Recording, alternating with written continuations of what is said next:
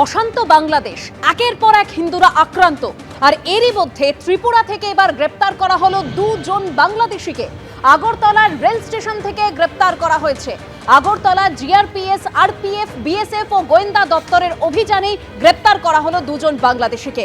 আরো বিস্তারিত তথ্য জানবো, আমাদের সঙ্গে টেলিফোন লাইনে রয়েছেন আমাদের প্রতিনিধি প্রসেনজিৎ সাহা। প্রসেনজিৎ,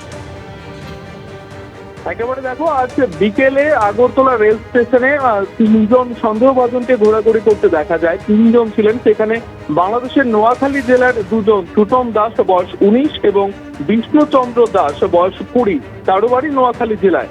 এবং আরেকজন হবিগঞ্জের, বাংলাদেশের হবিগঞ্জ জেলার মোহাম্মদ মালেক, বয়স তার 30।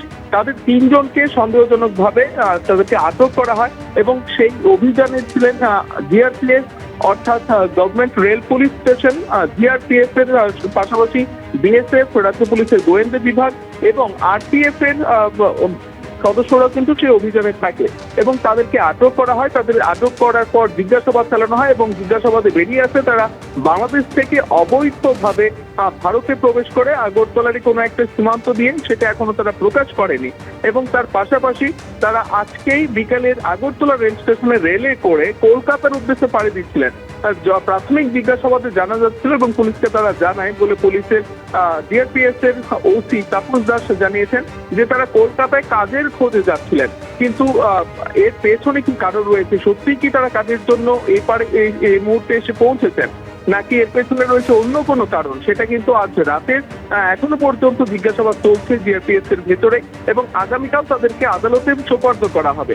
কিন্তু তার পেছনে কি কারণ রয়েছে সেটা জানার চেষ্টা করছে জিআরপিএস থানার পুলিশ এবং তার পাশাপাশি আরো কেউ রয়েছে কিনা তার সঙ্গে জড়িত সেটাও জানার চেষ্টা করছে। তার পাশাপাশি জানিয়ে রাখি, কিছুদিনের মধ্যে কিন্তু খোয়াই জেলাতেও 6 জন, 2 জন শিশু সহ 6 জন বাংলাদেশি নাগরিককে আটক করা হয়েছিল এবং তারা দিল্লি থেকে আগরতলা হয়ে বাংলাদেশে অবৈধভাবে পাড়ি জমানোর চেষ্টা করছিল। এমন সময় খোয়াই জেলার পুলিশ তাদেরকে আটক করে।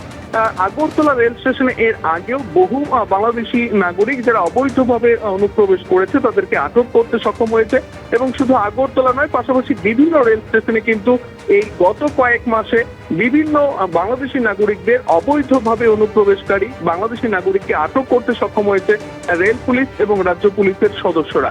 সঙ্গে বিএসএফ এর নজরদারি থাকা সত্ত্বেও কিভাবে একের পর এক এভাবে অবৈধ অনুপ্রবেশকারীরা রাজ্যে প্রবেশ করছে তা নিয়েও কিন্তু একটা উদ্বেগজনক পরিস্থিতির সৃষ্টি হয়েছে রাজ্যে। দেবস্মিতা, ধন্যবাদ প্রসেনজিৎ।